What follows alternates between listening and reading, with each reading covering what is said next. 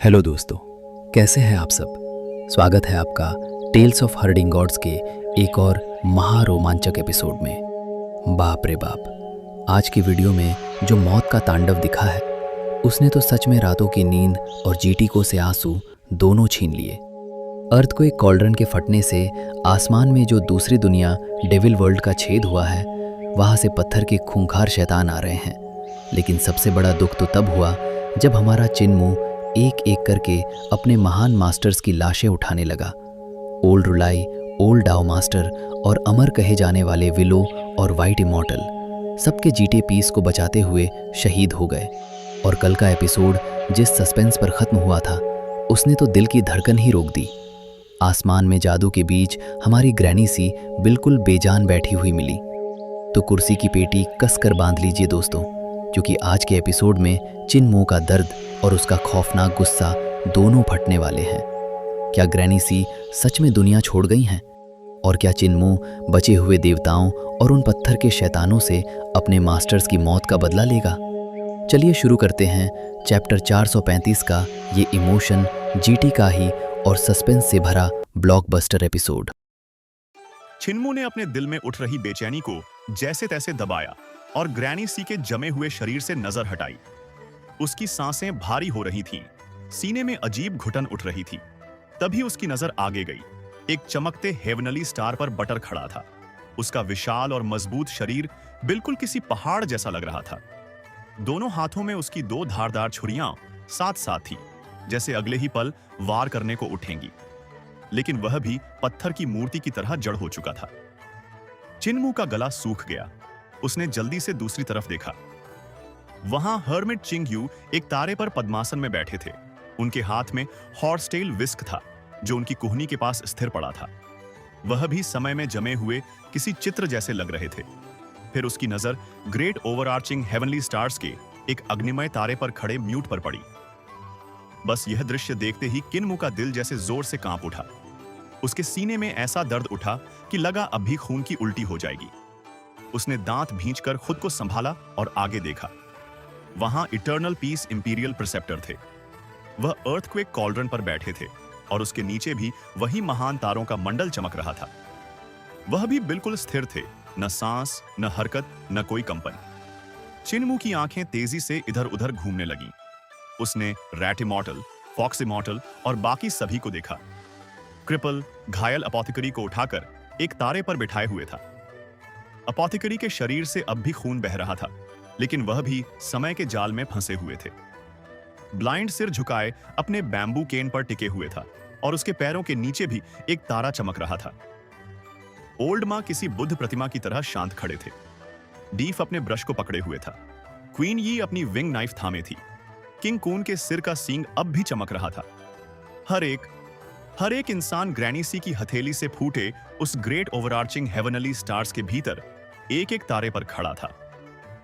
यह दृश्य इतना भयावह और अलौकिक था कि चिन्मू की रूह तक कांप उठी। उसकी सांसें तेज हो गईं। झिंग बहन कहां है? उसने घबराहट में चारों ओर देखा। यान जिंगजिंग यहां क्यों नहीं है? उसकी आवाज में बेचैनी साफ सुनाई दे रही थी। अगर सन शिप भी था तो क्या वह हाई हेवंस के गॉड्स को रोक नहीं पाया? तभी अचानक एक तेज रोशनी की किरण उनके पास से झटके से गुजरी। चिन्मू ने ऊपर देखा। एक सूर्य था, लेकिन वह आधा काला पड़ा हुआ था। जब वह घूमता तभी उसकी रोशनी थोड़ी देर के लिए उन पर पड़ती। वह सनशिप था, इतना विशाल कि पहाड़ के पीछे छिपा होने पर भी उसकी रोशनी दूसरी तरफ से झलक रही थी। लेकिन उसमें कोई हलचल नहीं थी, कोई आभा नहीं, कोई ऊर्जा नहीं। चिन्मू का दिल डूब गया। उसी समय हुलिंगर की कांपती आवाज आई, यंग मास्टर, मुझे येलो इमॉर्टल और टक्सिंग फंग कहीं नहीं दिख रहे। चिन्मू ने खुद को संभाला। उसकी आंखों से डिवाइन रेज फिर से निकलने लगी। उसने दूर तक देखना शुरू किया। तभी उसका शरीर एकदम सख्त हो गया। ग्रैनी साई के पीछे एक गॉड खड़ा था। उसकी दो उंगलियां तलवार की मुद्रा में थीं और वह ग्रैनी सी के सिर के पीछे वार करने ही वाला था, लेकिन वह भी हवा में जमे हुए था। फिर उसने हाई हेवंस की फ्लावर सोवेरेन को देखा। उसके पैरों के नीचे फूल खिले थे, जैसे पूरा आकाश फूलों से भर गया हो। वह उल्टी खड़ी थी, जैसे आसमान पर चल रही हो और great overarching heavenly star force field पर हमला करने वाली हो। लेकिन वह भी स्थिर, बिल्कुल जमी हुई। फिर चिन्मू ने तीसरे गॉड को देखा।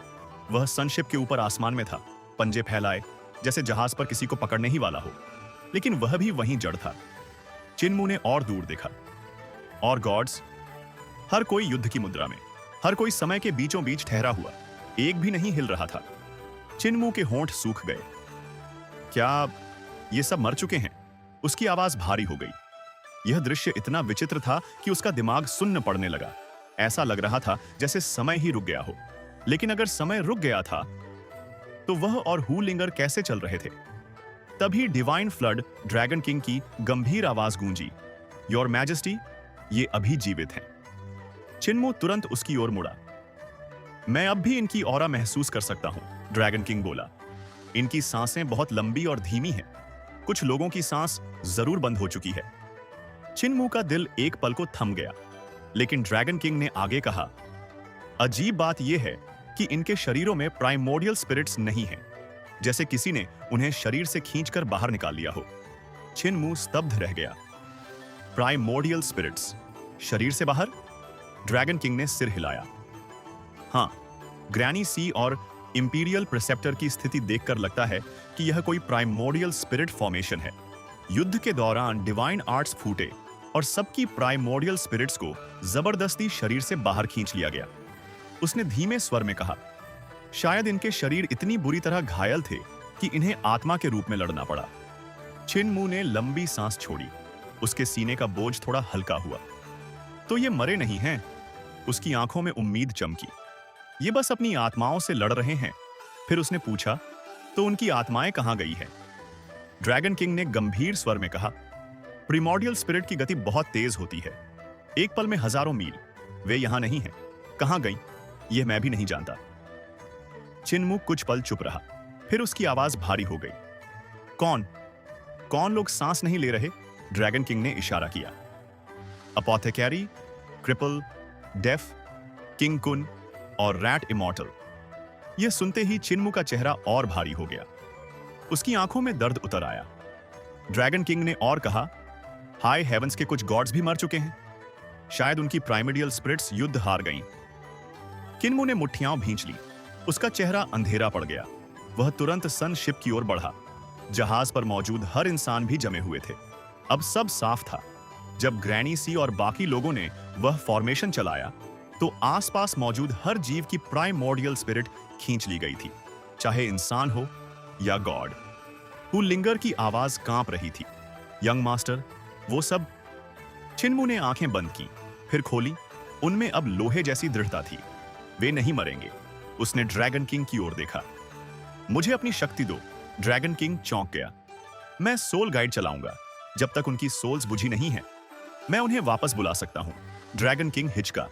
योर मैजेस्टी, आपका शरीर मेरी डिवाइन पावर सह नहीं पाएगा। आपका डिवाइन ब्रिज पहले से टूटा हुआ है। चिन्मू गरजा। मैंने कहा है, शक्ति दो। ड्रैगन किंग मजबूर हो गया। वह तेजी से सिकुड़कर एक नीले फ्लड ड्रैगन में बदल गया और चिन्मू की रीढ़ से लिपट गया। धीरे धीरे वह उसकी पीठ पर नीले ड्रैगन टैटू की तरह समा गया। अगले ही पल, धड़ाम, चिन्मू के शरीर से विस्फोट जैसी आवाजें आने लगी। उसके 7 stars divine treasure, celestial being, life and death और डिवाइन ब्रिज सब एक साथ जाग उठे। ड्रैगन किंग की शक्ति उसके शरीर में समंदर की बाढ़ की तरह भर गई। फिर डिवाइन फ्लड ड्रैगन किंग की असली गॉड लेवल शक्ति भी उसमें समा गई। वह शक्ति इतनी प्रचंड थी कि उसका डिवाइन ब्रिज चीरती हुई ऊपर सेलेस्टियल हेवंस की ओर बढ़ गई। चिन्मू की प्राइमोर्डियल स्पिरिट भी उसी ऊर्जा से उठकर ऊपर जा पहुंची, सदर्न हेवनली गेट्स तक। ड्रैगन किंग अंदर ही अंदर हिल गया। उसका डिवाइन ब्रिज टूटा हुआ नहीं है, लेकिन चिन्मू अब पूरी शक्ति के साथ मंत्र पढ़ रहा था। उसके होठों से रहस्यमयी डेविल लैंग्वेज निकलने लगी। वह सोल गाइड था, 9 स्पेक्टर सेक्ट का वह भयावह स्पेल। उसके पीछे अचानक एक विशाल काला द्वार प्रकट हुआ। गेट ऑफ हेवन इन्फ्लुएंस, खुलो! धड़ाम! सैकड़ों गज ऊंचा वह द्वार खुल गया। उसके पीछे यूडू की अथाह अंधेरी दुनिया दिखाई दी। काली डेविल क्यूआई लहरों की तरह बाहर उमड़ी। ग्रेट रूइंस का अंधकार और गहरा हो गया। उस डरावनी हवा से घोस्ट गॉड्स तक के दिल कांप उठे। द्वार के भीतर हल्की रोशनी वाले रून्स उड़ते हुए गहराई में जाने लगे। जैसे अंधेरे में एक पुल बन रहा हो। कुछ ही क्षणों बाद धरती फटने लगी, पहाड़ों की चट्टानें हिल उठी, मिट्टी उभरने लगी, हर तरफ से स्केलेटन्स निकलने लगे, कंकाल नाच रहे थे, हाथ हिला रहे थे, मानो खुशी में झूम रहे हों। इटर्नल पीस, एम्पायर से लेकर ग्रेट रूइंस तक, हर जगह जमीन फूलने लगी। लाशें, कंकाल, मृत जीव सब धरती से बाहर आने लगे। उनके होंठ हिल रहे थे, लेकिन कोई आवाज नहीं। चिन्मू की भौहें सिकुड़ गईं। इतनी सोल्स बुलाने के बाद भी अपोथेकरी, क्रिपल, डेफ कोई नहीं आया। उसकी आंखों में आग जल उठी। वे यूडू में नहीं हैं।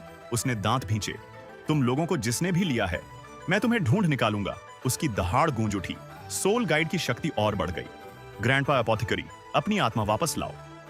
उधर मृतकों की दुनिया में एक बर्ड हेडेड गॉड अपोथेकरी क्रिपल और डेफ को लेकर आगे बढ़ रहा था। उसने कहा, फेंकदू सामने है। तुम्हारा पुराना दोस्त ब्रिज ऑफ हेल्पलेसनेस पर इंतजार कर रहा है। अपोथेकरी चौंका। पुराना दोस्त? जब वे पुल पर पहुंचे तो सबकी आंखें फैल गईं। वहां विलेज चीफ खड़ा था, लेकिन इस बार उसका शरीर पूरा स्वस्थ था। वह मुस्कुराया। दोस्तों, फिर से मिलना हुआ। इतने में पुल के नीचे काला कोहरा उबलने लगा। एक विशाल भंवर बन गया। उसकी गहराई से चिन्मू की गरजती आवाज आई, ग्रैंडपा अपोथेकरी, अपनी आत्मा वापस लाओ। अगले ही पल अपोथेकरी, क्रिपल और बाकी सब भंवर में खींच गए। दुनिया घूमने लगी। वे बिना प्रतिरोध के नीचे गिरने लगे। तभी फेंगडू से एक क्रोध भरी आवाज गूंजी, कौन दानव मेरी फेंकदू में उपद्रव करने की हिम्मत करता है? किंग यामा का विशाल शरीर ऊपर उठा। उसने नीचे भंवर में झांका और गहराई में उसे किन्मू का चेहरा दिखाई दिया। किंग यामा एक पल को स्तब्ध रह गया। किंग यामा कुछ क्षणों तक नीचे उस भयानक भंवर को घूरता रह गया। उसके विशाल चेहरे पर पहली बार हैरानी की रेखाएं उभरी। काले धुएं और घूमती आत्माओं के बीच उसे साफ साफ चिन्मू का चेहरा दिखाई दे रहा था। वही जिद, वही आग, वही अडिग संकल्प। उसकी भारी आवाज फेंगडू की पूरी मृत दुनिया में गूंज उठी। यह लड़का फिर वही है। ब्रिज ऑफ हेल्पलेसनेस पर खड़े विलेज चीफ भी एक पल के लिए स्तब्ध रह गए। उनके चेहरे पर हल्की सी मुस्कान उभरी, जैसे उन्हें पहले से अंदाजा था कि चिन्मू ऐसा कुछ जरूर करेगा। उधर अपोथेकरी, क्रिपल और डेफ को ऐसा लग रहा था जैसे उनकी आत्माएं किसी अदृश्य पंजे में जकड़ ली गई हों। उनके चारों ओर हवा चक्कर काट रही थी, दुनिया घूम रही थी और उनके शरीर सूखे पत्तों की तरह उस भंवर में कांपते हुए नीचे गिरते जा रहे थे। क्रिपल की आवाज घबराहट से भर उठी, यह लड़का पागल हो गया है क्या? फेंकदू से आत्माएं खींच रहा है। अपोथेकरी का चेहरा भी पहली बार तनाव से भर गया। उसका गला सूख गया, लेकिन आंखों में चमक थी। नहीं, उसने भारी सांस लेते हुए कहा, यह हमारा मुअर है। वह हमें वापस ले जाने आया है। उसी समय बाहर ग्रेट रूइंस में चिन्मू की आंखों से डिवाइन लाइट और तेजी से निकलने लगी। उसकी पीठ पर बना फ्लड ड्रैगन का नीला चिन्ह चमक रहा था। उसकी नसें उभर आई थीं, मानो शरीर के भीतर कोई प्रचंड नदी बह रही हो। डिवाइन फ्लड ड्रैगन किंग की आवाज उसके भीतर गूंजी, योर मैजेस्टी, धीरे, मेरी शक्ति आपकी डिवाइन ट्रेजर्स पर बहुत दबाव डाल रही है। लेकिन चिन्मू अब सुनने की स्थिति में नहीं था। उसका चेहरा पसीने से भीग चुका था। ठंडी हवा के बावजूद माथे से बूंदें टपक रही थीं। उसकी सांसें भारी थीं, जैसे हर सांस के साथ शरीर टूट रहा हो। फिर भी उसकी आवाज और ऊंची हो गई, वापस आओ। सोल गाइड की शक्ति अचानक कई गुना बढ़ गई। गेट ऑफ हेवन इन्फ्लुएंस के भीतर अंधेरा और गहरा हो गया। यूडू की गहराइयों से काउंटलेस सोल्स चीखती, फुसफुसाती, कराहती हुई बाहर आने लगी। धरती फिर से हिल उठी। हर दिशा से कंकाल और लाशें बाहर निकलती रहीं। लेकिन इस बार भंवर के भीतर कुछ अलग हुआ। फेंकदू के आकाश में काले बादल फटने लगे। एक शक्तिशाली खिंचाव अपोथेकरी और बाकी लोगों को ऊपर की ओर घसीटने लगा। विलेज चीफ ने पुल के बीच से हाथ बढ़ाया, जैसे उन्हें रोकना चाहते हों। रुको, उनकी आवाज गूंजी, लेकिन वह शक्ति इतनी भयानक थी कि उनका हाथ भी पीछे छूट गया। क्रिपल चीखा, मुझे कोई पकड़ो, लेकिन अगले ही पल उसका शरीर रोशनी की एक लकीर बन गया।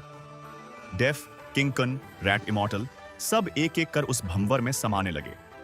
किंग यामा की आंखों में क्रोध चमक उठा। मेरी फेंगडू से आत्माएं चुराने की हिम्मत! उसका विशाल हाथ भंवर की ओर बढ़ा। पूरा मृतलोक कांप उठा। लेकिन उसी क्षण नीचे से चिन्मू की गर्जना फिर गूंजी। वे मेरे लोग हैं। उसकी आवाज में ऐसा दृढ़ विश्वास था कि एक पल को फेंकदू की हवाएं तक थम गईं। किंग यामा का हाथ हवा में रुक गया। उसने गहराई में झांका। वहां कनिन्मु का चेहरा अब और साफ दिखाई दे रहा था। उसकी आंखों में जलती हुई आग, अपने प्रियजनों को हर हाल में वापस लाने की आग। किंग यम कुछ पल चुप रहा, फिर उसके होंठों पर हल्की मुस्कान आई। दिलचस्प, उसने हाथ वापस खींच लिया। देखते हैं लड़के, तुम्हारा सोल गाइड कितना शक्तिशाली है। उधर ग्रेट रूइंस में चिन्मू के शरीर से क्रैक जैसी आवाजें आने लगी। उसकी डिवाइन ब्रिज, डिवाइन ट्रेजर बुरी तरह कांप रही थी। डिवाइन फ्लड ड्रैगन किंग की चिंतित आवाज आई, योर मैजेस्टी, अगर आपने इसे अभी नहीं रोका तो आपकी डिवाइन ट्रेजर्स फट सकती हैं। चिन्मू के होंठों के किनारों से खून बहने लगा, लेकिन उसकी आंखों में अब भी वही दृढ़ता थी। जब तक वे वापस नहीं आते, मैं नहीं रुकूंगा। अगले ही पल गेट ऑफ हेवन इन्फ्लुएंस के भीतर से रोशनी की कई धाराएं बाहर फूटी। एक के बाद एक आत्माएं उस द्वार से निकलने लगी। सबसे पहले अपोथिकरी, उसकी सोल प्रकाश की लहर की तरह बाहर आई और उसके जमे हुए शरीर में समा गई। फिर क्रिपल, फिर डेफ, फिर किंग कन, रैट इमॉर्टल। एक एक कर सभी की सोल्स अपने शरीरों में लौटने लगी, जैसे सूखी धरती पर पहली बारिश की बूंदें गिरती हों। चिन्मू की आंखों में राहत की चमक उभरी। उसके कांपते होंठों से हल्की आवाज निकली, वापस आ गए। लेकिन तभी उसकी दृष्टि धुंधली होने लगी। उसका पूरा शरीर बुरी तरह कांप रहा था, जैसे ठंडी हवा में सूखा पत्ता। ड्रैगन किंग की शक्ति उसके शरीर की सीमा से बहुत आगे जा चुकी थी। अचानक धड़ाम, क्विन्मू घुटनों के बल गिर पड़ा। उसके कानों में सिर्फ दूर की गूंज रह गई। हु लिंगर घबराकर उसकी ओर दौड़ी। यंग मास्टर, उसकी आवाज कांप रही थी। चिन्मू की आंखें आधी बंद हो चुकी थीं, लेकिन उसके चेहरे पर हल्की मुस्कान थी, क्योंकि उसने उन्हें वापस बुला लिया था।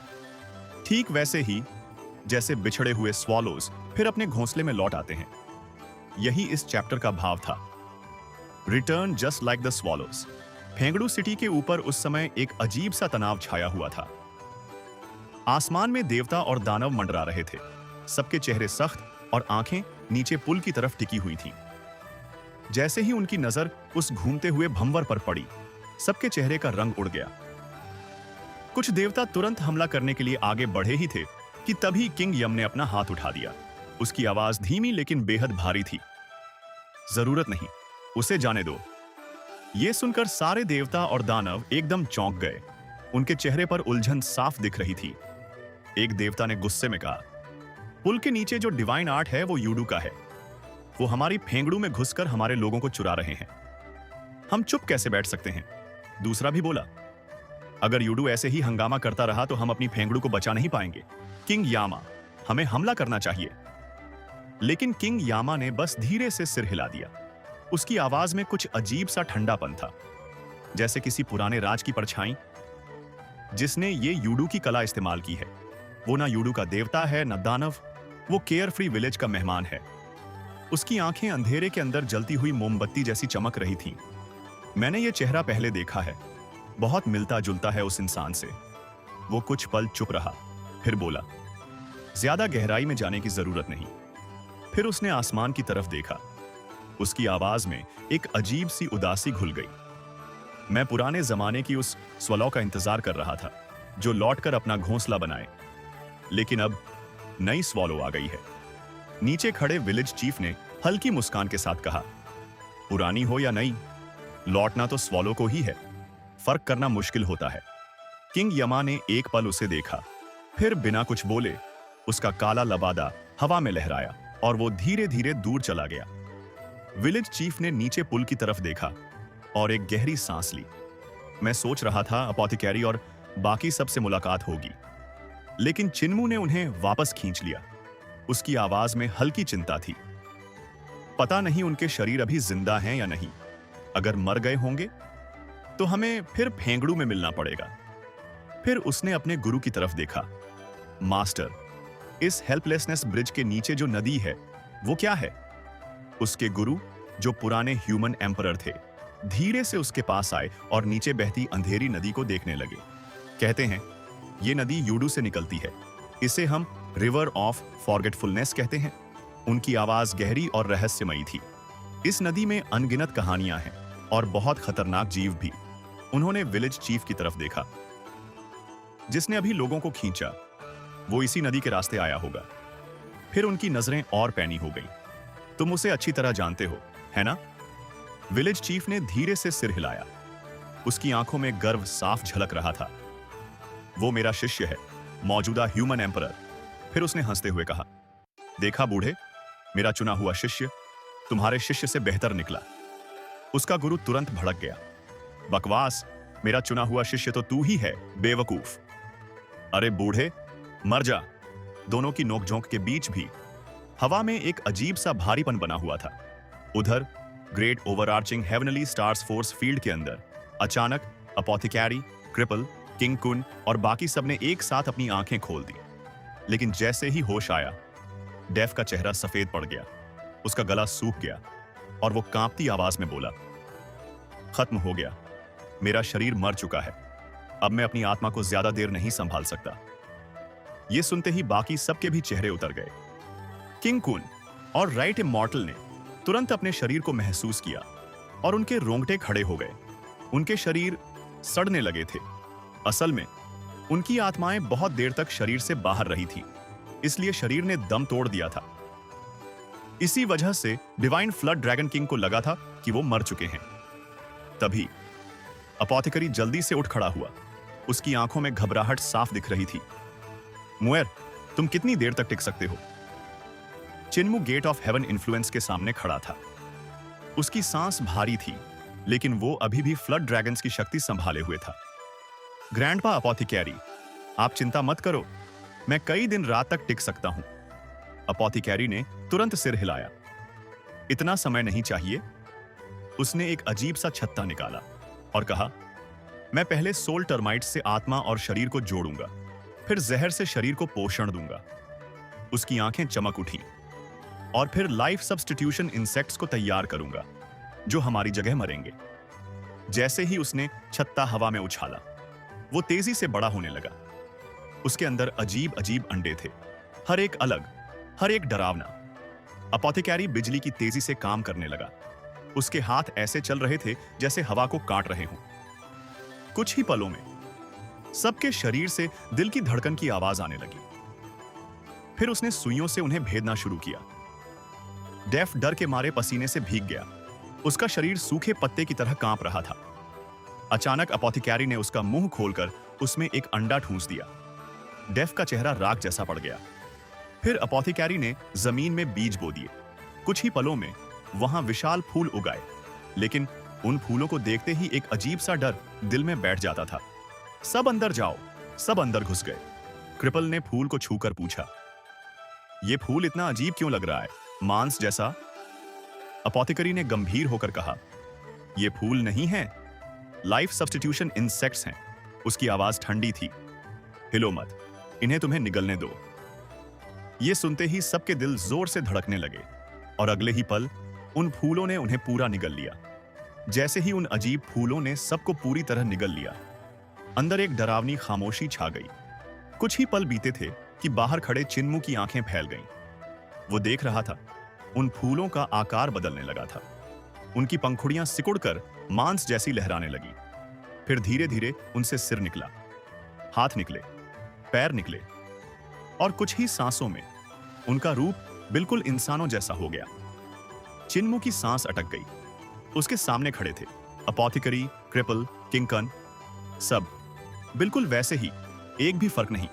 चेहरा, शरीर, यहां तक कि उनकी ऑरा भी वही। ऐसा लग रहा था जैसे असली लोग खड़े हों। लेकिन एक अजीब बात थी, उनके अंदर एक ठंडी, नकली सी जान थी। और इससे भी ज्यादा डरावनी बात, उनके शरीर तेजी से बूढ़े होने लगे। पल भर में जवान से अधेड़, फिर अधेड़ से बूढ़े।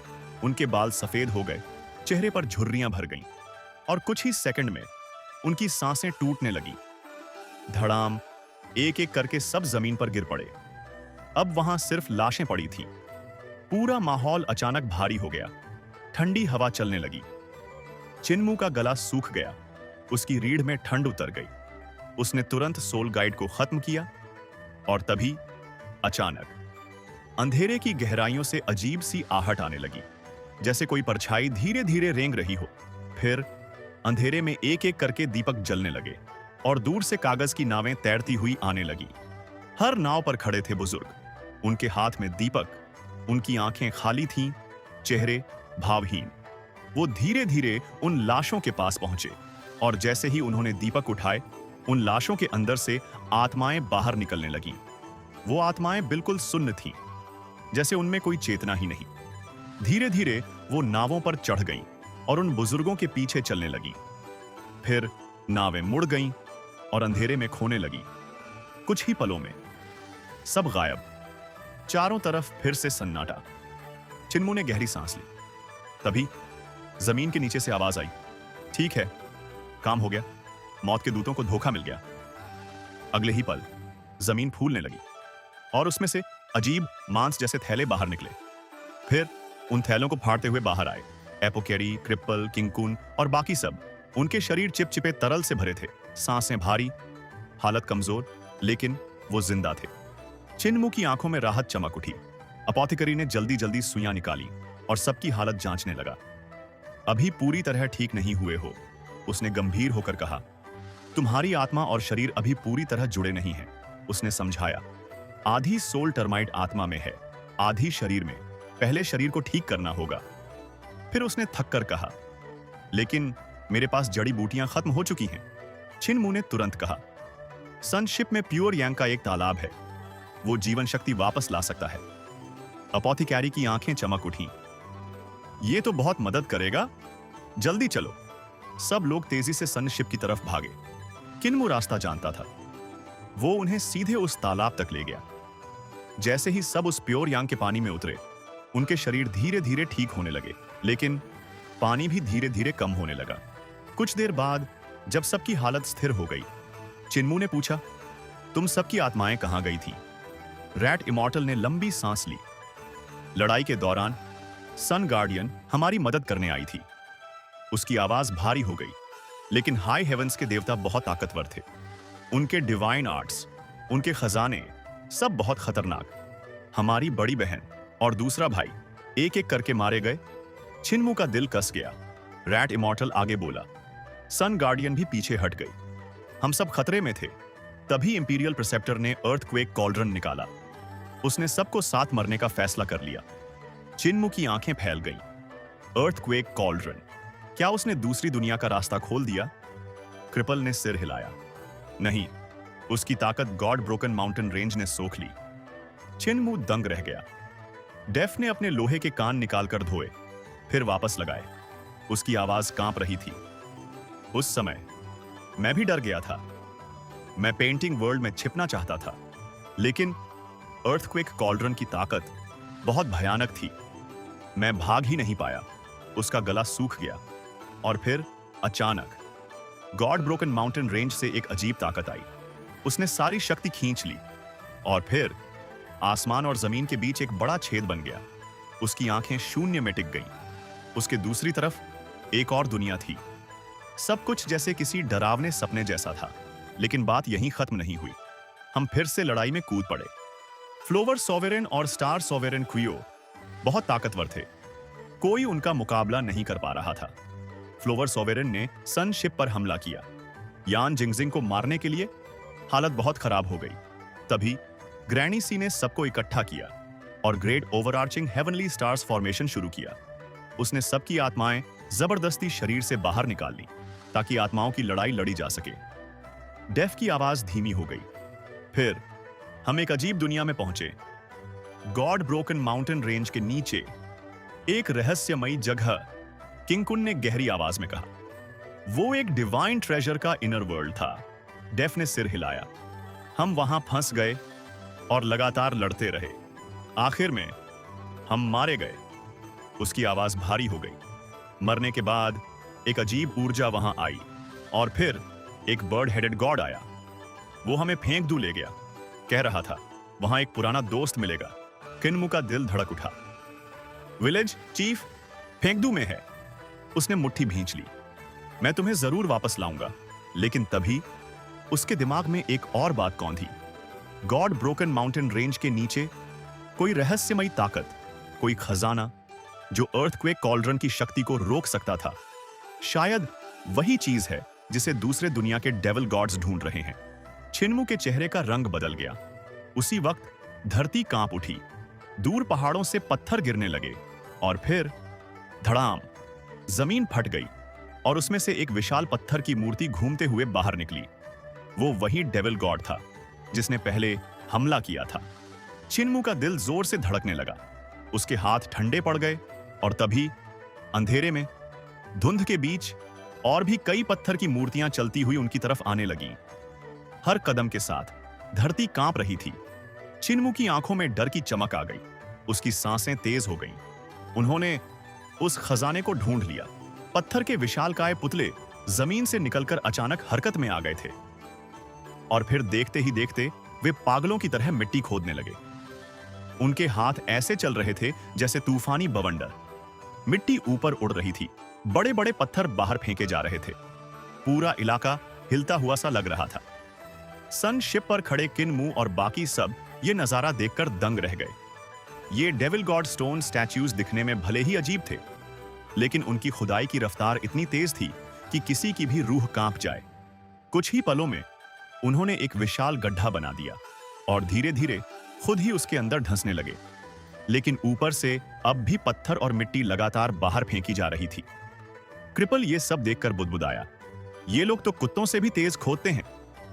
किंग कुन ने रैट इमॉर्टल की तरफ देखा और कहा, अगर गड्ढा खोदने की बात आए तो टक्सिंग फेंक के बाद रैट इमॉर्टल ही सबसे माहिर है।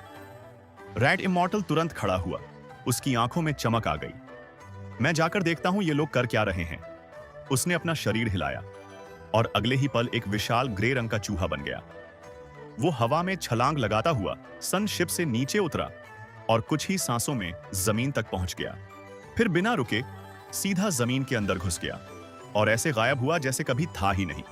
किंग कुन ने समझाया, राइट इमॉर्टल को ट्रेजर अंकल राइट कहा जाता है। वो जमीन के नीचे बिना किसी रुकावट के घूम सकता है। अगर कुछ छुपा हुआ है तो वो जरूर ढूंढ निकालेगा। छिनमू ने सिर उठाकर ऊपर देखा। आसमान में अजीब से शानदार फूल खिले हुए थे, जैसे पूरा आसमान उन्हीं से भर गया हो। और उन फूलों के बीच फ्लावर सॉवरेन खड़ी थी, जैसे वो खुद उसी फूल से जन्मी हो। उसकी मौजूदगी ही डर पैदा कर रही थी। छिनमू ने अपोथेकरी और बाकी लोगों की तरफ देखा। हमें हाई हेवंस के देवताओं से छुटकारा पाना होगा, कोई तरीका है? अपोथेकरी हल्का सा मुस्कुराया। पहले नहीं था, लेकिन अब है। तभी किंग कुन आगे बढ़ा। उसने अपना गोल्डन हॉर्न निकाला और पूरे सम्मान के साथ उसे प्रणाम किया। वो कोई साधारण हथियार नहीं था, बल्कि उसका सेक्रेड आर्टिफैक्ट था, जिसे एक गोल्डन स्पीयर में बदला गया था। जैसे ही उसने प्रणाम किया, शू, हाँ, गोल्डन हॉर्न हवा में उछला और एक सुनहरी रेखा बनाता हुआ तेजी से आगे बढ़ा। उसकी गति इतनी तेज थी कि हवा भी चीख उठी। अगले ही पल वो सीधा फ्लावर सॉवरेन के माथे के बीच जा धंसा और पीछे से निकल गया। फिर बिना रुके वो दूसरी दिशा में मुड़ा और एक एक करके हर देवता को उसी तरह भेदता चला गया। स्टार सोवेरेन यान, स्टार सोवेरेन क्वियो, कोई भी नहीं बचा। बस कुछ ही पलों में सभी देवताओं के शरीर उस गोल्डन लाइन से छेद दिए गए। फिर एक मधुर सी सीटी जैसी आवाज आई और गोल्डन हॉर्न वापस किंग कुन के हाथ में आ गिरा।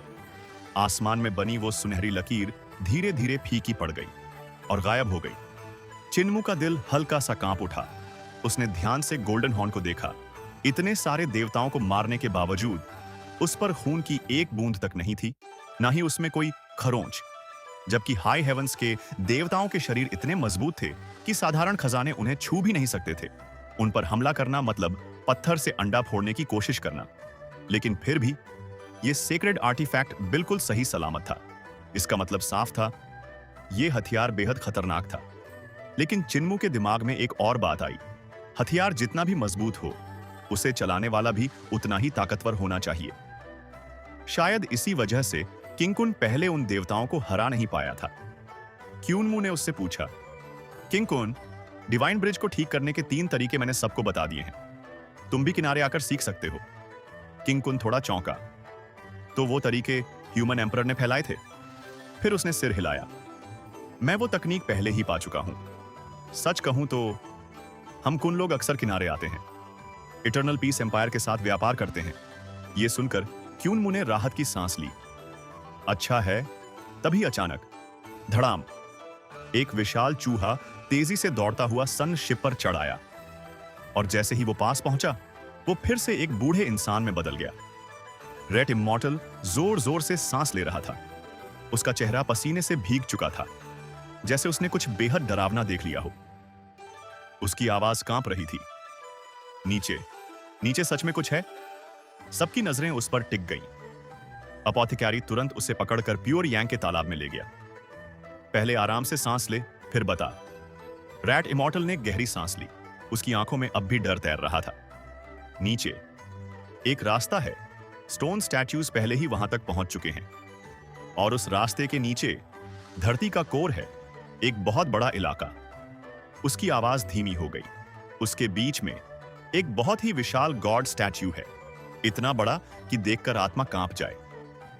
चारों तरफ मोटी मोटी जंजीरें हैं जो अलग अलग महलों से जुड़ी हुई हैं। मुझे समझ नहीं आया कि वो स्टैच्यू उन जंजीरों में कैसे फंसा, लेकिन उसने घूंट भरा।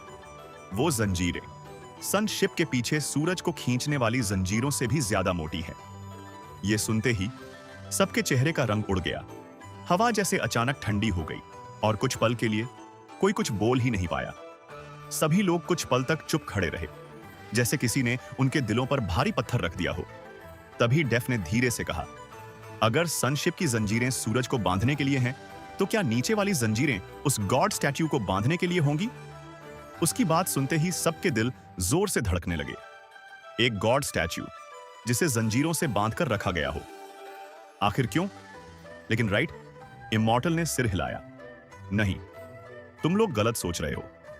उसने गहरी सांस ली, फिर बोला, वो जंजीरें उस स्टैच्यू से सीधे जुड़ी नहीं हैं। वो अलग अलग महलों से जुड़ी हुई हैं और पूरा इलाका जमीन के नीचे फैला हुआ है। मैं जब स्टोन स्टैच्यूज के पीछे पीछे गया तो मैंने देखा कि वो महल उस गॉड स्टैच्यू के चारों तरफ हवा में तैर रहे हैं। ऐसा लग रहा था जैसे वो स्टैच्यू पहले वहां नहीं था, बल्कि अचानक जमीन के नीचे से निकल आया हो। उसकी आंखें सिकुड़ गईं और वो इटर्नल पीस एम्पायर के बाकी गॉड स्टैच्यूज जैसा ही दिख रहा था। शायद वो भी उन्हीं के साथ आया होगा। बस बदकिस्मती से वो गॉड ब्रोकन माउंटेन रेंज के नीचे फंस गया और ऊपर आते वक्त जंजीरों से टकरा गया, इसलिए बाहर नहीं निकल पाया। क्रिपल की आंखें चमक उठी। तो फिर वहां खजाने भी होंगे। वो उत्साह में लगभग उछल पड़ा। चलो चोरी करने चलते हैं। अरे नहीं, मतलब खजाना उठाने चलते हैं। अपोथिकारी ने भौहें चढ़ाईं। अभी अभी जान बची है और फिर से मरने का शौक चढ़ गया है क्या? फिर उसने रैट इमॉर्टल की तरफ देखा। और क्या देखा तुमने? रैट इमॉर्टल ने धीरे से कहा, वहां हवा में एक फ्लोटिंग ब्रिज भी है जो उन महलों को जोड़ता है। किंग-कुन हैरान रह गया। पहले ही जंजीरें हैं, फिर फ्लोटिंग ब्रिज का क्या काम? राइट इमॉर्टल कुछ पल के लिए चुप हो गया। उसका चेहरा अजीब हो गया था, जैसे कुछ कहने से डर रहा हो।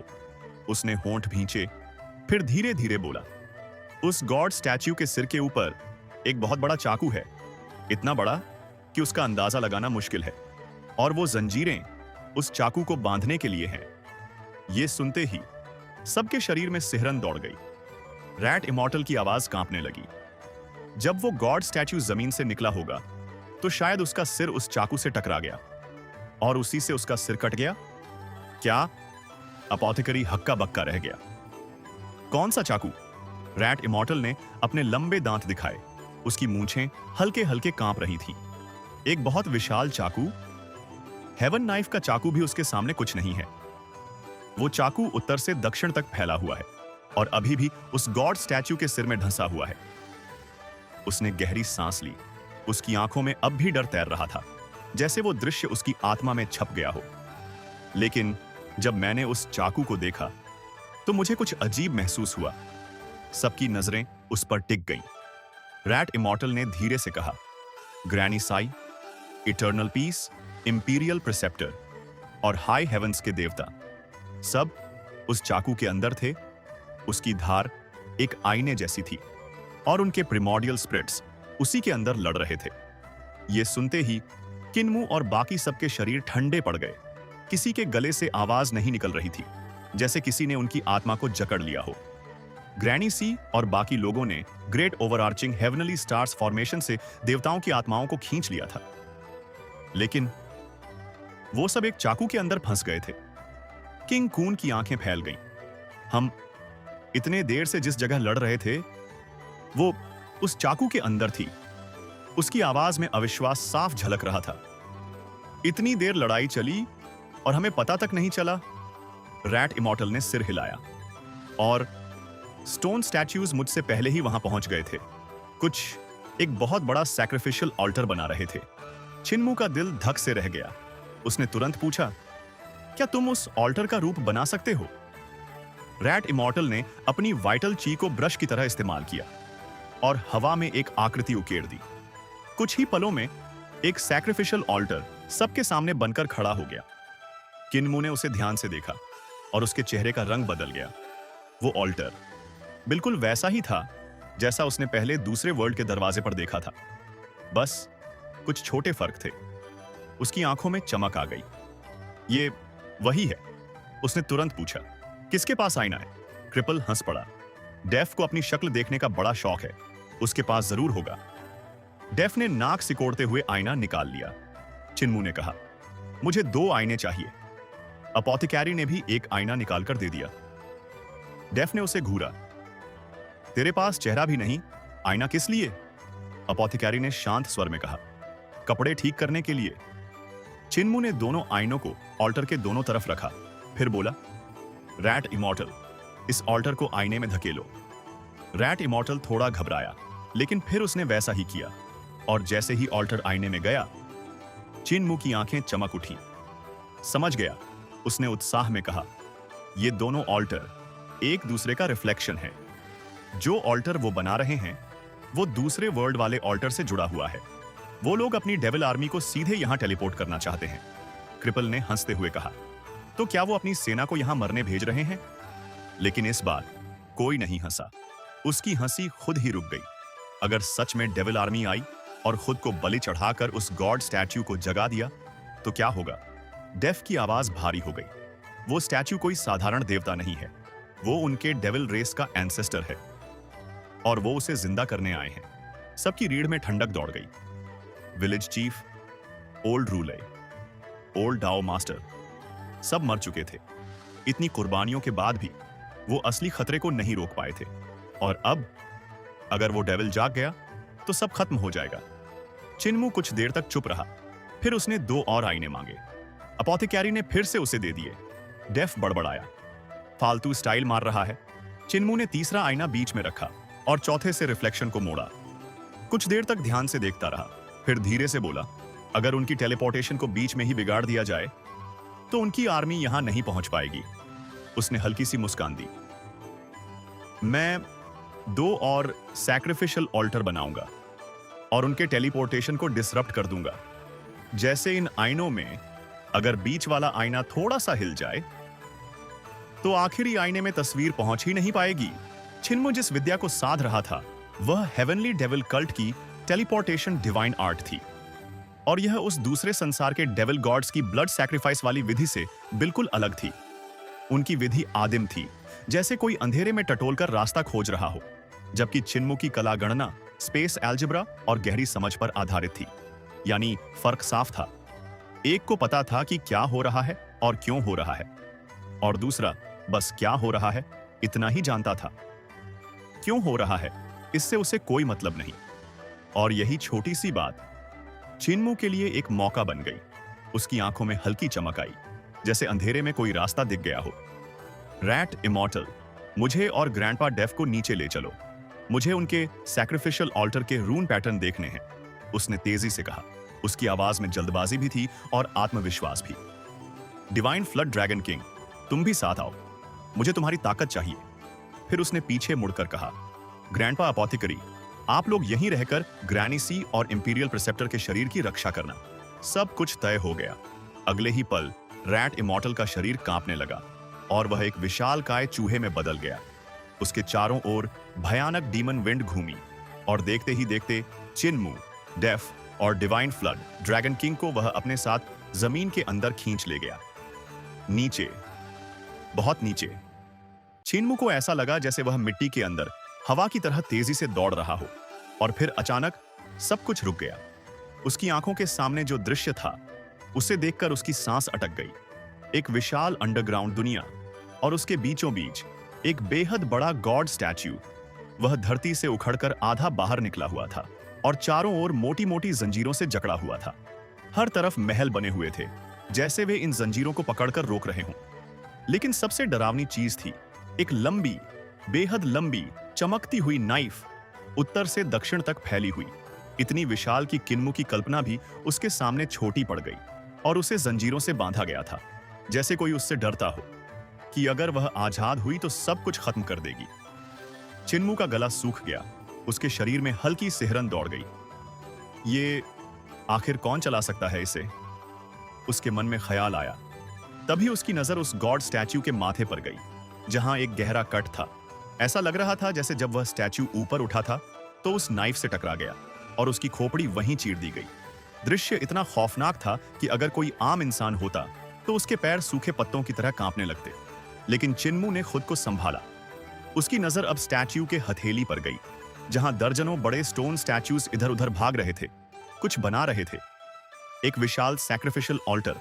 वे खुद भी बहुत बड़े थे, लेकिन उस गॉड स्टैच्यू के सामने वे भी छोटे लग रहे थे। और किन्मू, वह तो मानो एक धूल का कण था। उसने गहरी सांस ली और तुरंत 9 हेवंस आइज अवेकनिंग स्किल को सक्रिय किया। उसकी आंखें चमक उठी। अब वह हर रंग, हर चिन्ह, हर पैटर्न को बारीकी से देखने लगा।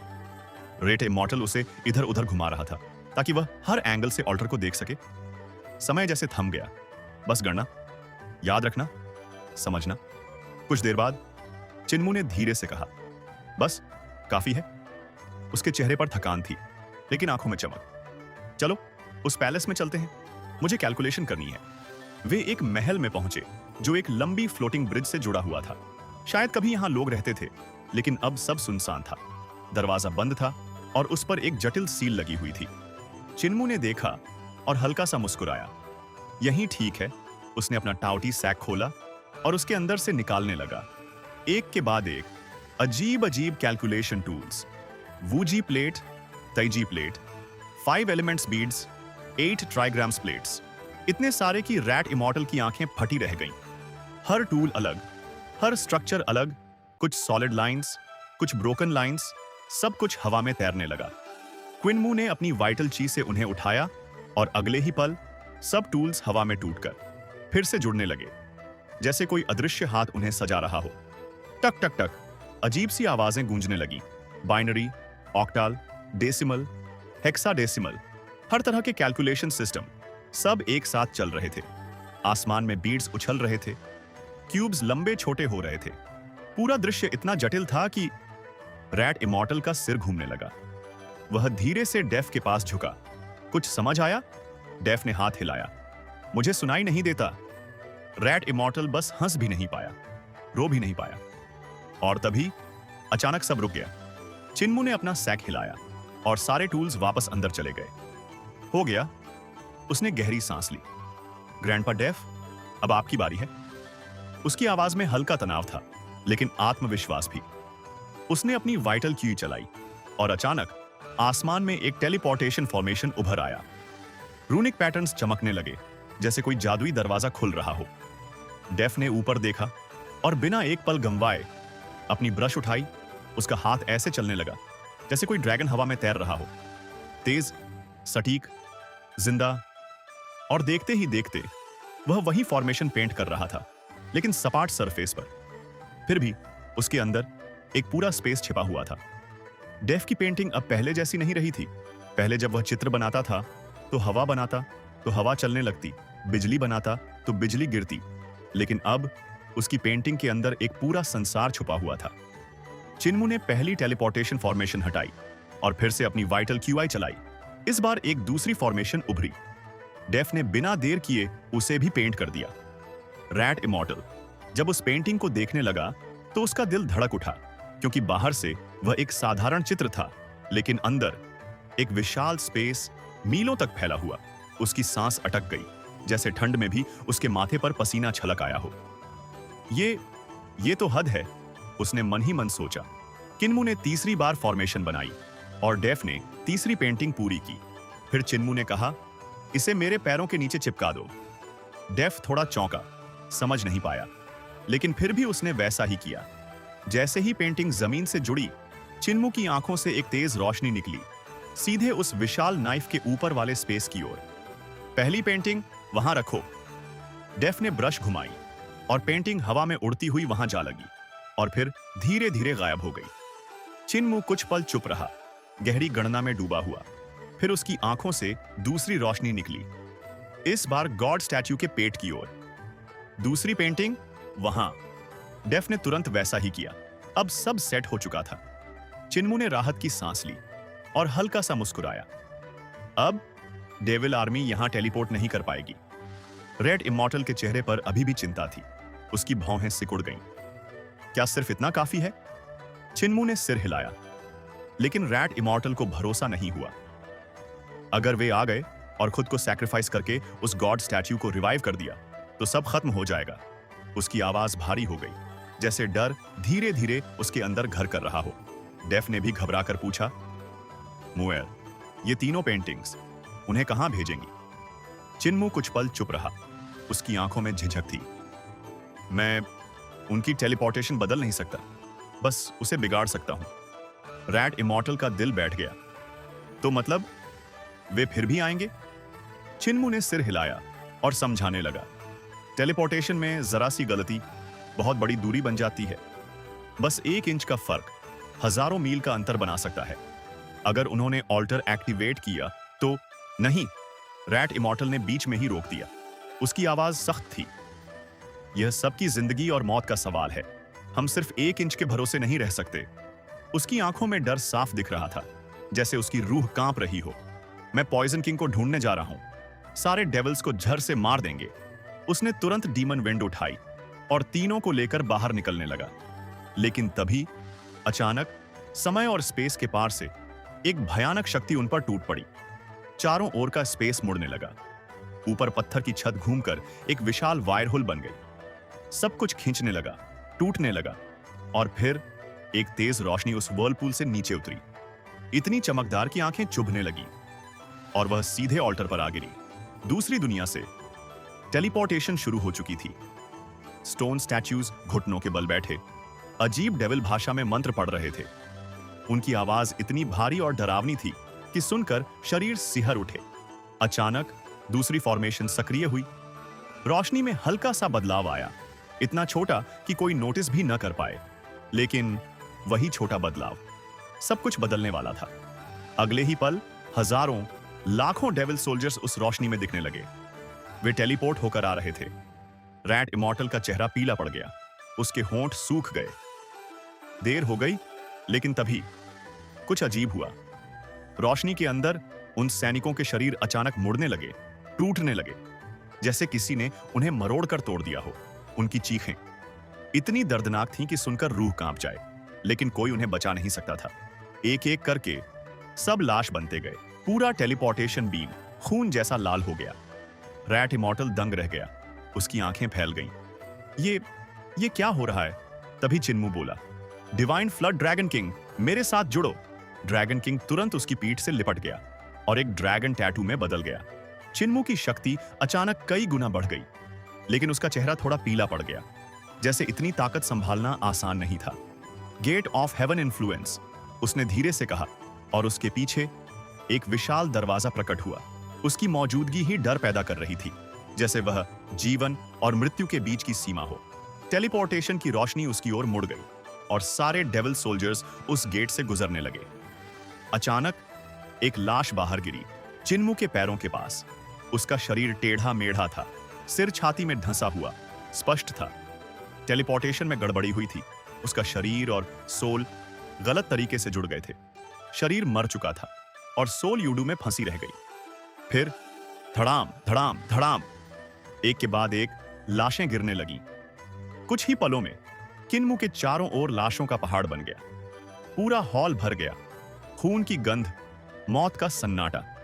अगर कोई आम इंसान होता तो उसका शरीर पसीने से भीग जाता, उसकी रूह जैसे शरीर छोड़ने को तैयार हो जाती। चिन्मू ने धीमे से कहा, सब लोग मुझे माफ करना। उसकी आंखें हल्की नम हो गईं और तभी तीसरी पेंटिंग सक्रिय हुई। तेज रोशनी फैली और पैलेस के चारों ओर सब कुछ समेट लिया। रैट इमॉर्टल और डेफ दोनों अचानक हवा में प्रकट हुए। जैसे ही वे नीचे गिरने वाले थे, आसमान से लाशों की बारिश शुरू हो गई। कटे हुए हाथ, पैर, टूटे शरीर, सब कुछ गिर रहा था। ग्रेट रूइंस अब एक खौफनाक कब्रिस्तान बन चुका था। उन्होंने ऊपर देखा, दूसरी तरफ गेट ऑफ हेवन इन्फ्लुएंस खड़ा था और उसके सामने किन्मू, जिसकी आंखों में आंसू थे लेकिन चेहरा शांत। वह चुपचाप दूसरी दुनिया के हजारों सैनिकों को दफना रहा था। लाशों की वो बारिश पूरे 1 घंटे तक चलती रही और किसी को अंदाजा भी नहीं था कि कितनी लाशें आसमान से गिर चुकी थीं। चारों तरफ ऐसा खौफनाक मंजर था कि किसी का भी दिल कांप उठे। हवा में सड़ांध, खून और मौत की गंध घुल चुकी थी, जैसे खुद यमलोक धरती पर उतर आया हो। जब आखिरकार वो लाशों की बारिश थमी, तब रैट इमॉर्टल तुरंत डेफ को लेकर फिर से जमीन के नीचे चला गया। जैसे ही वो नीचे पहुंचे, उन्होंने देखा वो सभी पत्थर की मूर्तियां जो अभी तक पागलों की तरह खुदाई कर रही थी, अब बिल्कुल स्थिर खड़ी थी, एकदम शांत, जैसे कभी हिली ही ना हो। लेकिन एक चीज बदल चुकी थी। टेलीपोर्टेशन की रोशनी अब बुझ चुकी थी। दोनों ने आगे महल की तरफ देखा और वहां का नजारा देखकर उनकी सांसें थम गईं। महल की छत पर एक विशाल सैफायर ब्लू फ्लड ड्रैगन लिपटा हुआ था। उसका सिर ऊंचा उठा हुआ था, उसकी लंबी मूंछें हवा में लहरा रही थीं और उसके सिर पर खड़ा था छिन्मू। वो नीचे उस सैक्रिफिशियल ऑल्टर को घूर रहा था जो उस विशाल देवता की हथेली पर बना हुआ था। रैट इमॉर्टल और डेफ जल्दी जल्दी पुल पार करके महल तक पहुंचे और छत पर चढ़ गए। डेफ ने नीचे झांक कर देखा और उसकी आंखें हल्की सी फैल गईं। नीचे खड़ी सारी पत्थर की मूर्तियां भले ही हिल नहीं रही थीं, लेकिन सबने अपने सिर उठा रखे थे और उनकी पत्थर की आंखें सीधा चिन्मू को घूर रही थीं। वो नजारा ऐसा था कि किसी के भी रोंगटे खड़े हो जाएं, जैसे हजारों मरे हुए लोग एक साथ तुम्हें घूर रहे हों। मुएर, ये क्या हो रहा है? डेफ ने हल्की घबराहट के साथ पूछा। उसकी आवाज थोड़ी कांप रही थी। चिन्मू ने धीमे से कहा, ये मुझे देख रहे हैं? क्या तुम्हें लगता है ये मुझे दोष दे रहे हैं अपने लोगों को मारने के लिए? डेफ ने सिर हिलाया। नहीं, उनके दिल में तो ये सेना सिर्फ बलि के लिए थी। अगर तुम उन्हें नहीं मारते तो भी वो बलि चढ़ा दिए जाते। इसलिए खुद को दोष मत दो, बल्कि तुमने तो अच्छा काम किया। तुमने उन्हें देवता की मूर्ति को जगाने से रोक दिया, इटर्नल पीस एम्पायर के लोगों को बचा लिया। चिन्मू कुछ पल तक उसे घूरता रहा, फिर उसकी आवाज भारी हो गई। ग्रैंडपा डेफ, मैंने पहले कभी इतने लोगों को नहीं मारा। उसकी आंखों में हल्की दहशत थी, जैसे वो अभी भी उस पल से बाहर नहीं निकल पाया हो सकता है पहले भी मेरी वजह से लोग मरे हों, लेकिन अपने हाथों से इतने सारे लोगों को मारना। उसका गला सूख गया, जैसे शब्द ही अटक गए हों। जब वो डेविल सोल्जर्स टेलीपोर्ट होकर आए, कुछ पहले से ही मर चुके थे, लेकिन जो जिंदा थे गेट ऑफ हेवन इन्फ्लुएंस में जाते ही मर गए। उसकी सांस भारी होने लगी। मैंने गिना, 10,000 से ज्यादा लोग थे। मैंने कभी इतनी बड़ी हत्या नहीं की। उसकी आंखों में वो डर झलक रहा था, जैसे वो अभी भी उस अंधेरे को देख रहा हो। गेट ऑफ हेवन इन्फ्लुएंस के अंदर मैंने देखा, अंधेरे में कागज की नावें तैर रही थीं और उन नावों पर बैठे थे मौत के दूत, जो उन सभी लोगों की आत्माओं को ले जा रहे थे जिन्हें मैंने अभी अभी मारा था। उसकी आवाज धीमी पड़ गई, जैसे उसकी आत्मा कांप रही हो। डेफ कुछ पल के लिए चुप हो गया। उसे समझ नहीं आया कि उसे कैसे दिलासा दे। फिर धीरे धीरे उसने बोलना शुरू किया। जब मैं हेवनली पेंटिंग कंट्री का क्राउन प्रिंस था, उसकी आंखें कहीं दूर देखने लगी, जैसे वो अतीत में खो गया हो। मैं एकांत साधना से बाहर आया और देखा कि मेरा पूरा देश खत्म हो चुका था। उसकी आवाज भारी हो गई। मैं अकेला महल में चला। हर जगह लाशें बिखरी थीं। मिलिट्री वुल्फ कंट्री ने हमला किया था। उन्हें भारी नुकसान हुआ और गुस्से में उन्होंने पूरे शहर का नरसंहार करने का आदेश दे दिया।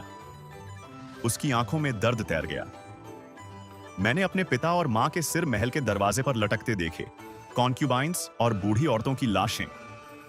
कुछ सैनिक तो पिता का सिर भाले पर टांग कर घुमा रहे थे, जैसे कोई तमाशा हो। उसकी आंखें पूरी तरह फैल गईं, जैसे वो उस भयानक दृश्य में फिर से जी रहा हो। मैं सड़कों पर दौड़ा और देखा, सैनिक लूटपाट कर रहे थे, जिसे चाहे मार रहे थे और औरतों के साथ उसकी आवाज अचानक टूट गई। मैं अपने घर पहुंचा। मेरी पत्नी, मेरे बच्चे सब मर चुके थे। मेरी बेटी युद्ध के घोड़े के नीचे कुचल गई थी। उस पल जैसे हवा भी जम गई। डेव की आंखों में वो नर्क साफ दिख रहा था, जैसे उसकी आत्मा आज भी वहां फंसी हुई हो। मैं पेंटिंग और कैलीग्राफी में खोया रहता था। देश की कोई परवाह नहीं की। उसने धीमे से कहा। तब मैंने अपने कान खुद फाड़ दिए। जब मैंने दुनिया की आवाज ही नहीं सुनी तो उन कानों का क्या फायदा। उसकी आवाज में पागलपन की झलक थी। मैंने लाशों को ब्रश बनाया और खून को स्याही और उस जगह को नर्क में बदल दिया। वो हल्का सा हंसा, लेकिन वो हंसी सुनकर किसी का भी खून जम जाए। मिलिट्री वुल्फ कंट्री की सेना, लाखों की संख्या में, मैंने उन्हें उसी नर्क में दफना दिया। फिर उसकी आवाज अचानक शांत हो गई। लेकिन उससे क्या हुआ? मेरा देश वापस नहीं आया, मरे हुए लोग वापस नहीं आए, और मैं ग्रेट रूइंस में छिप गया। वो किन्मू की तरफ देखने लगा और उसकी उंगली उसके सीने पर रखी। मुएर, अपने दिल को मजबूत बना। मेरी तरह मत बन, जो सब कुछ खोने के बाद कठोर हुआ। तब तक बहुत देर हो चुकी होती है। उसकी आवाज गूंज उठी। ये युद्ध भूमि है, यहां सही गलत कुछ नहीं होता। यहां तुम्हारा दिल ही नर्क है, तुम्हारा दिल ही यूडू है। क्यूनमू का दिमाग जैसे अचानक साफ हो गया। उसकी आंखों में दृढ़ता आ गई। उसने झुककर कहा, मैंने बहुत कुछ सीखा। डेफ मुस्कुराया। ये जो पाप तुम्हें परेशान कर रहा है, उसे अर्थ काउंट संभालेगा। हमारा काम है और ज्यादा दुश्मनों को उसके पास भेजना। चिन्मू जोर से हंसा। हां, उन्हें अर्थ काउंट से मिलवाते हैं। रैट इमॉर्टल ने नीचे खड़ी पत्थर की मूर्तियों की तरफ देखा और उलझन भरे स्वर में पूछा, इन मूर्तियों को क्या हुआ? चिन्मू ने भी भौहें सिकोड़ ली। मुझे नहीं पता, ये अचानक ही रुक गई। उसने नीचे देखते हुए धीरे से कहा, ये बहुत ताकतवर हैं। उनके शरीर पत्थर बन चुके हैं, इसलिए और भी ज्यादा कठोर हो गए हैं। उनकी बलि असफल हो गई है, तो वो इतनी आसानी से हार नहीं मानेंगे। कुछ ना कुछ जरूर करेंगे। अचानक नीचे खड़ी सारी पत्थर की मूर्तियां एक साथ हिलीं और अगले ही पल धड़ाम, सब की सब उस गहरी खाई में कूद गईं। चिन्मू तुरंत झुककर नीचे देखने लगा। उसका दिल जोर जोर से धड़कने लगा, जैसे कोई अनजाना डर उसकी रूह तक घुस गया हो। उसने देखा, वो सारी मूर्तियां जमीन में सुरंग बनाते हुए गायब हो रही थी, एक एक करके, जैसे अंधेरा उन्हें निगल रहा हो। ये तीनों एक दूसरे की तरफ देखने लगे। किसी के पास कोई जवाब नहीं था। फिर चिन्मू ने नजर उठाई और उस विशाल देवता की मूर्ति के ऊपर रखे हुए चाकू को देखा। वो चाकू इतना चमकीला था कि जैसे रोशनी से बना हो। ऐसा लग रहा था कि अगर वो चाहे तो पूरे देवता की मूर्ति को एक झटके में 2 हिस्सों में काट दे। उसकी सतह इतनी चिकनी थी कि उसमें कोई निशान तक नहीं था। वो दुनिया के सबसे चमकीले आईने से भी ज्यादा शुद्ध और उज्जवल था। उसके अंदर ग्रैनी सी, eternal peace imperial preceptor, mute, butter और बाकी लोगों की प्राइमोर्डियल स्पिरिट्स दिखाई दे रही थीं। वो हाई हेवंस के देवताओं से लड़ रहे थे। लेकिन अजीब बात यह थी, उन्हें बाहर की दुनिया का कुछ भी दिखाई नहीं दे रहा था। तभी अचानक चारों तरफ से धुंध उठने लगी, धीरे धीरे, फिर तेजी से। वो धुंध इतनी घनी हो गई कि पूरा अंडरग्राउंड स्पेस भर गया। पहाड़, नदियां, सब उस धुंध में जैसे उभरने लगे, और देखते ही देखते सब कुछ डूब गया। वो विशाल देवता की मूर्ति, वो चमकीला चाकू, सब कुछ, सिर्फ जंजीरें हल्की हल्की दिख रही थीं। कुछ ही पलों में धुंध रुक गई और उसके अंदर से उभरे सफेद हड्डियों के पहाड़, विशाल, डरावने, और उन पर रेंगती हुई अनगिनत हड्डियां। पूरा दृश्य इतना भयावह था कि किसी की भी सांस अटक जाए, जैसे मौत का असली घर सामने खड़ा हो। चिन्मू का दिल जोर से कांप उठा। उसकी रीढ़ में ठंडक दौड़ गई, जैसे उसकी रूह तक सिहर उठी हो। उसने धुंध के सबसे गहरे हिस्से में देखा। वहां एक घाट था, और वही मृतकों की दुनिया में जाने का एकमात्र रास्ता था। ये तो living realm of the dead है। उसकी आवाज कांप गई। फेंगडू और ये जगह गॉड ब्रोकन माउंटेन रेंज के नीचे एक साथ आ गई थी, जैसे 2 दुनिया एक दूसरे पर चढ़ गई हों। किसके पास फेंगडू कॉइन्स हैं? किन्मू ने जल्दी से पूछा। रेट इमॉर्टल और डेफ ने सिर हिला दिया। उनके चेहरे पर साफ डर था। उनकी टांगें सूखे पत्ते की तरह कांप रही थी। डिवाइन फ्लड ड्रैगन किंग तो हाई हेवंस का देवता था। उसके पास भी वो सिक्के नहीं थे।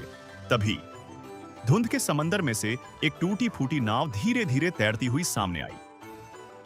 छिनमू ने हाथ हिलाया और जोर से पुकारा, बोटमैन, हमें भी साथ ले चलोगे? नाव के चप्पू की आवाज, चर्र चर्र, जैसे किसी पुराने दरवाजे की कराह। रैट इमॉर्टल और डेफ के चेहरे पर तनाव साफ दिख रहा था। उनकी सांसें तेज हो गई थीं।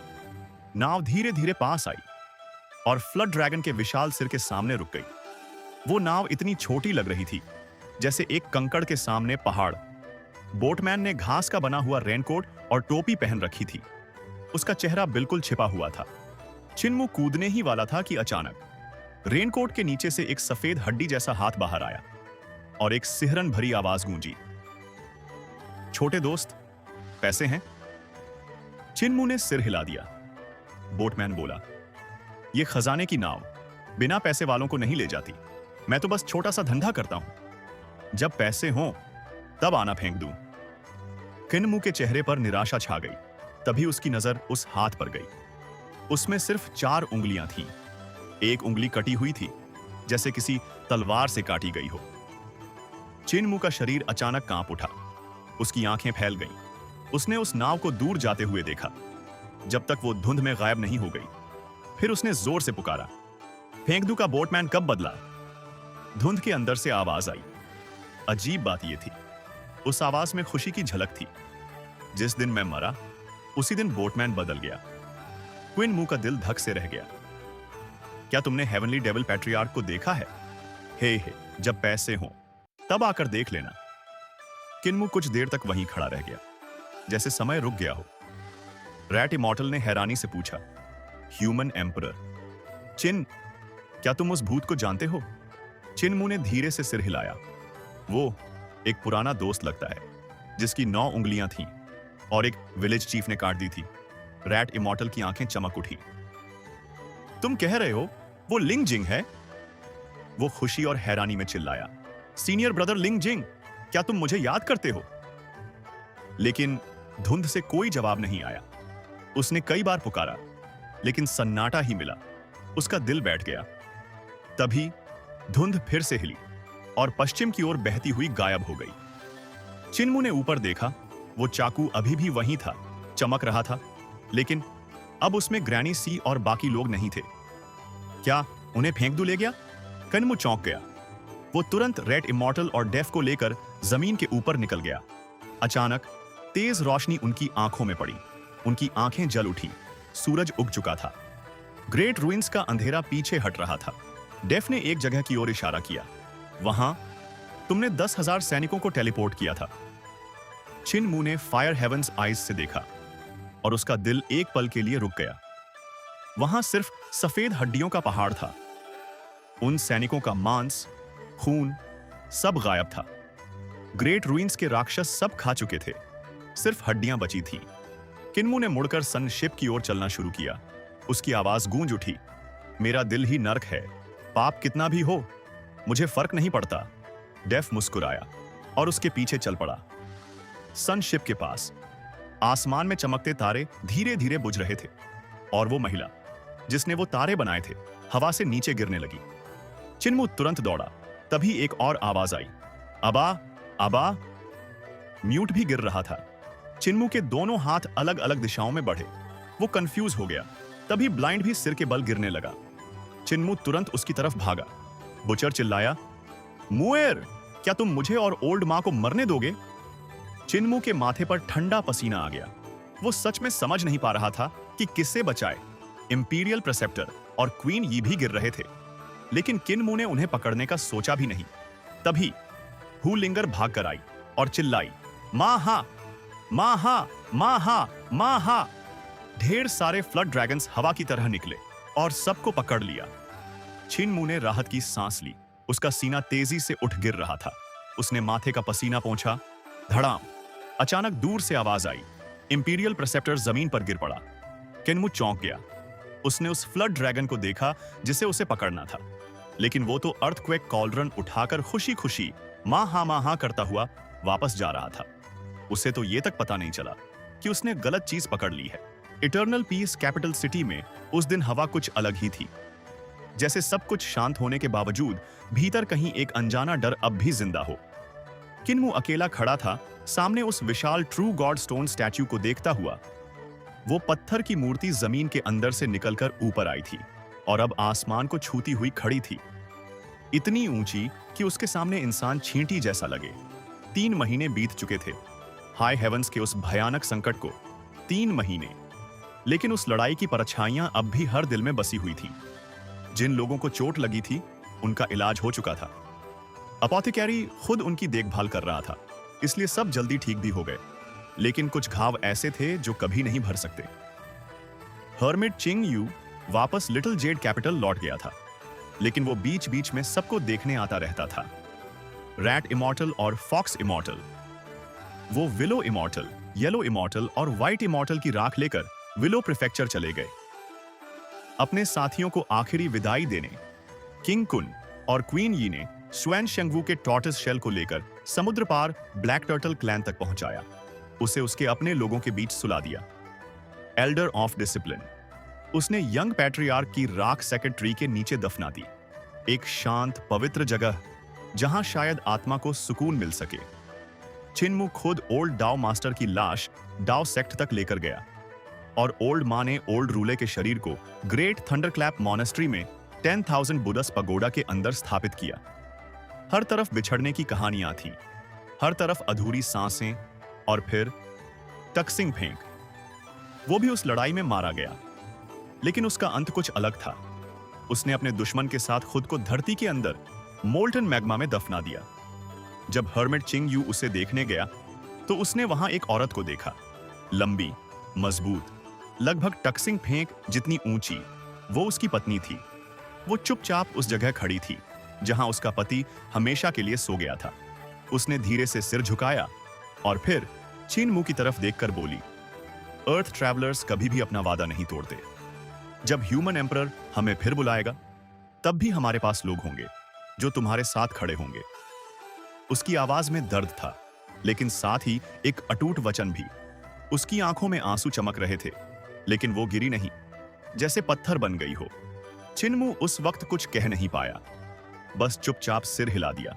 उस लड़ाई के बाद गॉड ब्रोकन माउंटेन रेंज गायब हो गया और उसकी जगह अंधेरा फैल गया। पूरा इटर्नल पीस एम्पायर उस अंधेरे की चपेट में आ गया था। चिनमू ने उस झंडे को देखने गया जो उसने खुद जमीन में गाड़ा था। उसका दिल तेजी से धड़क रहा था, जैसे डर अंदर से सिर उठा रहा हो। लेकिन जब उसने देखा कि अंधेरा अब आगे नहीं बढ़ रहा तो उसने लंबी सांस ली। उसका सीना धीरे धीरे शांत हुआ। अभी सब खत्म नहीं हुआ, उसने मन ही मन कहा। लेकिन वो विशाल गड्ढा जो अर्थक्वेक कॉल्ड्रन ने बनाया था, वो अब भी वहीं था। उसके अंदर झांको तो दूसरी दुनिया साफ दिखती थी, और उस दुनिया में डेविल्स फिर से कुछ तैयार कर रहे थे। उनकी हरकतें रुकने वाली नहीं थी। गॉड ब्रोकन माउंटेन रेंज के खंडहरों में वो स्टोन स्टैच्यूज अब भी घूमते रहते थे। कभी कभी अचानक सामने आ जाते और दूसरी दुनिया के डेविल्स कहीं से भी निकल आते। इंपीरियल प्रेसेप्टर ने आदेश दिया था कि हर जगह के स्कॉलर्स वहां जाकर अनुभव लें और जो भी डेविल दिखे उसे खत्म कर दें।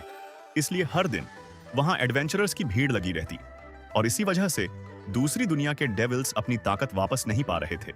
धीरे धीरे इटर्नल पीस एम्पायर में सब कुछ सामान्य होने लगा। पत्थर की मूर्तियां और अजीब खजाने अब उतना हंगामा नहीं कर रहे थे, लेकिन वो विशाल ट्रू गॉड स्टैच्यूज अब भी खड़े थे, पहाड़ों की तरह, अडिग, खामोश, जैसे किसी चीज का इंतजार कर रहे हों। चिनमू के सामने खड़ी ये मूर्ति भी उन्हीं में से एक थी। वो इतनी ऊंची थी कि पूरा कैपिटल सिटी उसके नीचे छोटा लग रहा था। भले ही वो हिल नहीं सकती थी, लेकिन फिर भी कई मूर्ख लोग उसके सामने आकर झुकते, अगरबत्ती जलाते और उससे आशीर्वाद मांगते। चिनमू ने सिर उठाकर उसे देखा। उसके दिमाग में विचार बादलों की तरह आते जाते रहे, कभी घने, कभी खाली। तभी पीछे से एक आवाज आई, तुम जानते हो ये स्टोन स्टैच्यूज एक दिन फिर जिंदा होंगे और दुनिया को नष्ट कर देंगे। किनमू ने पलटकर देखा, वहां शू शेंगहुआ खड़ा था। उसकी उम्र भी लगभग छिनमू जितनी ही थी। कंधे पर सामान टंगा हुआ, और उसके साथ जिंगयान भी थी, जिसके हाथ में छोटा सा बैग था। शू शेंगहुआ धीरे धीरे उसके पास आया और उसी मूर्ति को देखने लगा। उसकी आंखें गंभीर थीं। प्राकृतिक आपदा नहीं आई, इसलिए इंसानों की किस्मत अभी जारी है। लेकिन युद्ध खत्म नहीं हुआ। हर दिन लोग मरते रहेंगे और उनकी आत्माएं इन स्टोन स्टैच्यूज के लिए बलि बनेंगी। एक दिन जब ये पर्याप्त शक्ति इकट्ठा कर लेंगे तो ये जाग जाएंगे और इस दुनिया को खत्म कर देंगे। उसकी आवाज ठंडी थी, जैसे सच्चाई खुद बोल रही हो। चिन्मू का चेहरा शांत था। वो अब भी मूर्ति को देख रहा था। फिर धीरे से बोला, मुझे पता है, इंपीरियल प्रेसेप्टर को भी पता है, विलेज चीफ को भी पता था, लेकिन हमारे पास और कोई रास्ता नहीं था। उसने गहरी सांस ली। जितना ज्यादा समय हम खींच सकते हैं उतना इटर्नल पीस मजबूत होगा। पहले हमारे पास लड़ने की ताकत नहीं थी, इसलिए वो हमें आसानी से कुचल सकते थे, लेकिन अगर हमें समय मिल जाए तो हम भी मजबूत हो सकते हैं। उसने शू शेंगहुआ की तरफ देखा और हल्की मुस्कान दी। जब तक हम जिंदा हैं उम्मीद है ना? उसकी मुस्कान में एक अजीब सा जादू था, इतनी सच्ची, इतनी गर्म कि शू शेंगहुआ भी मुस्कुरा दिया। जिंगयन ये देखकर चौंक गई। शू शेंगहुआ, जो हमेशा गंभीर रहता था, वो हर बार चिन्मू के सामने आकर मुस्कुरा देता था। उसने मन ही मन सोचा, हेवनली डेविल कल्ट मास्टर सच में अजीब ताकत रखता है। चिन्मू और चू शेंगहुआ साथ साथ चलने लगे। डॉक अभी काफी दूर था, लेकिन उनके कदम अजीब तरीके से पड़ रहे थे। ऊपर से देखने पर लगता कि दोनों बस सामान्य चल रहे हैं, लेकिन असल में ये एक और मुकाबला था। चुपचाप, बिना शब्दों के, उनके हर कदम में ताकत टकरा रही थी, जैसे जमीन भी उनके नीचे हल्की हल्की कांप रही हो। अगर कोई साधारण इंसान ये देख लेता तो शायद उसके पैर सूखे पत्ते की तरह कांपने लगते और उसकी सांस अटक जाती। शू शेंगहुआ ने चलते चलते कहा, मैं इटर्नल पीस में तुम्हें मारने आया था।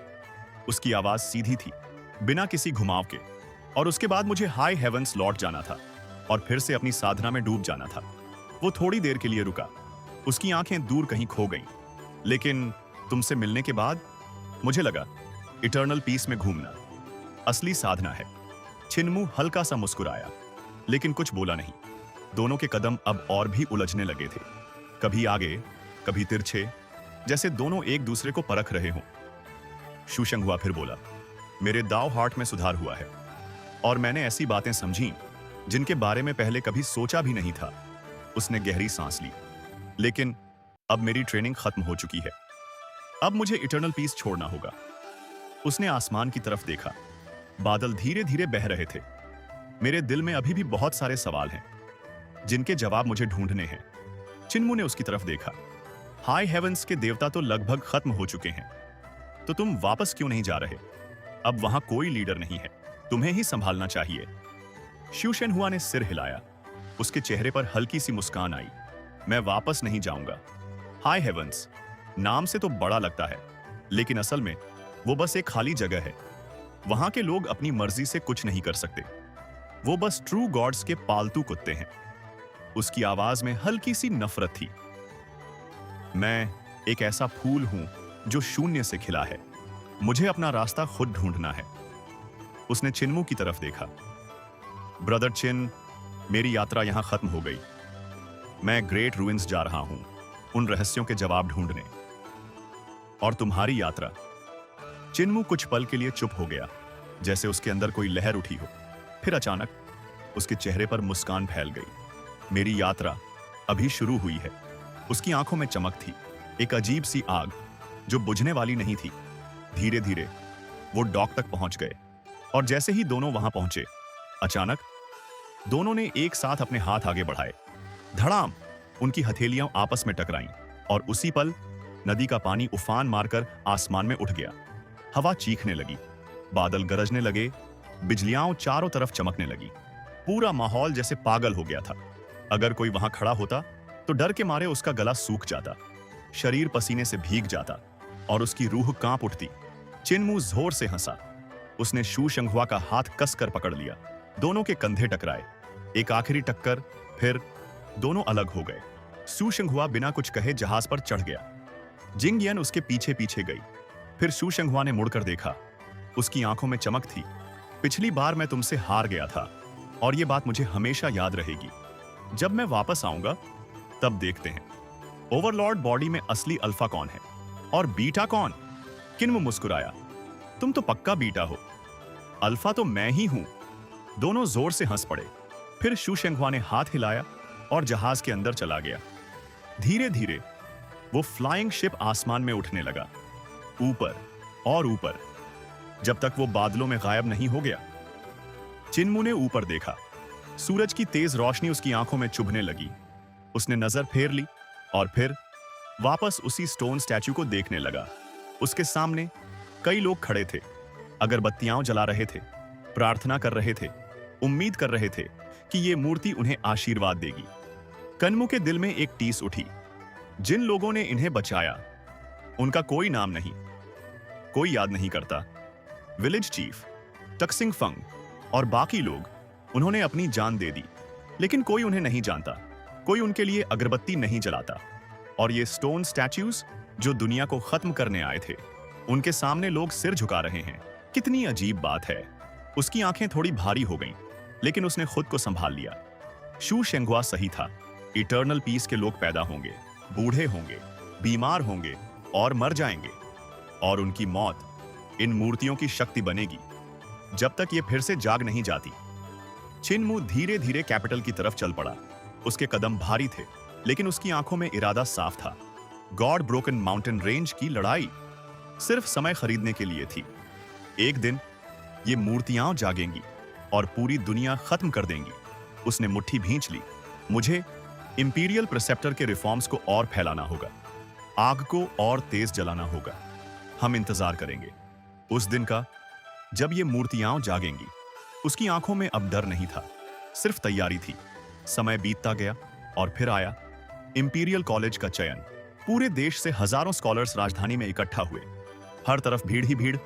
एम्परर यनफेंग खुद आए, इंपीरियल प्रिसेप्टर भी, दाओ सेक्ट के दाओइस्ट लिन शुआन, ग्रेट थंडर क्लैप मोनास्ट्री के रूलाई मा, लिटिल जेड कैपिटल के हर्मिट चिंग यू और चिन्मू हेवनली डेविल कल्ट मास्टर के रूप में। इतने लोग थे कि जगह कम पड़ गई। तब एम्परर यनफेंग ने फैसला किया और 4 नई एकेडमीज बनाई। River tomb academy, surging river academy, Lee river academy और हेवनली सेंट एकेडमी। अब स्कॉलर्स इन चारों में परीक्षा दे सकते थे, और जो सफल होते वो आगे जाकर दरबार में काम कर सकते थे। हेवनली डेविल कल्ट का नाम बदलकर हेवनली सेंट एकेडमी रख दिया गया, और किन्मू उसका पहला ग्रैंड चांसलर बना, चौथे रैंक का अधिकारी। किन्मू ने पूरी मेहनत से ग्रैनी सी के पुराने मैनर में एकेडमी तैयार की। जब गर्मियों की तपती धूप आई, तब जाकर वो पूरी तरह तैयार हुई। देश भर से प्रतिभाशाली लोग आने लगे। हेवनली डेविल कल्ट के डिसिपल्स पहले बैच के स्कॉलर्स बने। किन्मू ने शोंग शियू और यू जाओकिंग को भी बुलाया, और डॉ master Lin शुआन, रुलाइमा, hermit Ching you और फॉक्स इमॉर्टल को भी, ताकि वो लेक्चर्स दें। धीरे धीरे हेवनली सेंट एकेडमी कुछ खास बन गई। एक दिन इंपीरियल प्रिसेप्टर वहां आया। उसने चारों तरफ देखा और मुस्कुराया। ग्रैंड चांसलर की एकेडमी काफी जीवंत है। किन्मू भी मुस्कुराया। आप बिना कारण नहीं आते, तो इस बार क्या बात है? इंपीरियल प्रेक्टर थोड़ी देर चुप रहा, फिर बोला, मैं हाई हेवंस को खत्म करने की तैयारी कर रहा हूं, लेकिन उससे पहले मुझे वेस्ट अर्थ का रास्ता देखना होगा। मुझे कोई चाहिए जो वेस्ट अर्थ को जानता हो। किन्मू थोड़ा चौंका, फिर उसने तुरंत शोंगशियू को बुलाया। इंपीरियल प्रिसेप्टर ने सीधे पूछा, क्या तुम ट्रू हेवन पैलेस वापस लेना चाहती हो? शोंगशियू की आंखें चमक उठी। उसका दिल तेजी से धड़कने लगा। क्या आप सच में मेरी मदद करेंगे? इंपीरियल प्रिसेप्टर ने सिर हिलाया। हाय हेवंस भी वेस्ट अर्थ में है। मैं वहां जाऊंगा और रास्ते में तुम्हारी मदद कर दूंगा। शोंगशियू ने दांत भींच ली। उसके दिल में कई भाव उठ रहे थे, डर, उम्मीद, गुस्सा। अगर इससे युद्ध कम होंगे तो मैं इटर्नल पीस के सामने झुकने को तैयार हूं। किन्मू ने उसे देखा। उसके अंदर की लड़ाई साफ दिख रही थी। इंपीरियल प्रिसेप्टर ने कहा, तैयारी करो, हम कुछ दिनों में निकलेंगे। फिर उसने किन्मू की तरफ देखा। कल्चर मास्टर, तुम भी चलोगे? ये युद्ध नहीं है, सिर्फ रास्ता देखने जा रहे हैं। तुम काम आ सकते हो। चिन्मू थोड़ा सोच में पड़ गया। तभी शोंगशियू ने उसकी तरफ देखा। उसकी आंखों में विनती थी, जैसे कह रही हो, कृपया साथ चलो। चिन्मू मुस्कुराया। ठीक है, वेस्ट अर्थ जाना भी अच्छा रहेगा। वैसे भी मुझे पॉइजनर मू यिंगसुए से मिलना है। उसने मुझे ढूंढने को कहा था। फिर उसने थोड़ा रुक कर कहा, लेकिन उससे पहले मुझे ग्रेट रूइंस जाना होगा, कुछ आत्माओं को बुलाने। यह सुनकर इंपीरियल प्रिसेप्टर थोड़ा चौंका, फिर धीरे से सिर हिलाया। तो फिर हम पहले निकलते हैं, और अगर तुम मुझसे मिलो तो मेरी तरफ से आधा गुरु का सम्मान देना। चिन्मू ने गंभीरता से सिर हिलाया, और इसी के साथ एक नई यात्रा की शुरुआत होने वाली थी। दिमाग हिल गया ना दोस्तों। आज के एपिसोड ने तो जज्बातों का ऐसा सैलाब ला दिया कि क्या ही कहूँ। भयंकर युद्ध के 3 महीने बाद इटर्नल पीस में आखिरकार शांति लौटी है। लेकिन इस शांति की कीमत हमारे village chief, old Dao master, old Rulai और न जाने कितने महान शूरवीरों ने अपनी जान देकर चुकाई है। उनका बलिदान कोई नहीं जानता। और विडंबना तो देखिए, जिन पत्थर की मूर्तियों ने दुनिया को तबाह करने की कोशिश की, आज लोग मूर्ख बनकर उन्हीं की पूजा कर रहे हैं। ये देखकर तो सच में खून खौल उठता है। लेकिन दोस्तों, इस एपिसोड का सबसे शानदार और मज़ेदार हिस्सा तो तब आया जब सू शेंगहुआ अपना बोरिया बिस्तर बांधकर चिन्मू से विदा लेने आया। ये दोनों लड़के कभी एक दूसरे की जान के दुश्मन थे, और आज देखो, दोनों एक दूसरे को ओवरलॉर्ड बॉडी का ताना मारते हुए ऐसे हाथ मिला रहे हैं जैसे बरसों पुराने जिगरी यार हों। सू शेंगहुआ ने सीधा कह दिया, मैं लौट कर आऊँगा और तब देखेंगे असली बॉस कौन है। और हमारा कल्ट मास्टर चिन्मू कहाँ पीछे रहने वाला था। उसने भी तपाक से कह दिया, बॉस तो मैं ही रहूँगा। और हाँ, कहानी का आखिरी सस्पेंस तो भूल ही नहीं सकते। इंपीरियल प्रिसेप्टर ने हाई हेवेंस का नामो निशान मिटाने की कसम खा ली है, और अब किन्मू वेस्ट अर्थ के सफ़र पर निकलने वाला है। आज के इस वीडियो पर हम रखते हैं 100 लाइक्स और 50 नए सब्सक्राइबर्स का टारगेट। फटाफट इस टारगेट को पूरा कर दो ताकि अगला एपिसोड जल्दी आ जाए। सब्सक्राइब का बटन ऐसे दबाओ जैसे चिन्मू ने हेवनली सेंट एकेडमी का झंडा गाड़ा हो। कमेंट्स में बताइए, जब चिन्मू ग्रेट रूइंस में उन खोई हुई आत्माओं को बुलाएगा तो क्या किसी मरे हुए मास्टर जैसे विलेज चीफ की आत्मा वापस लौट कर आएगी? मिलते हैं आपसे अगले वीडियो में। तब तक के लिए बाय बाय।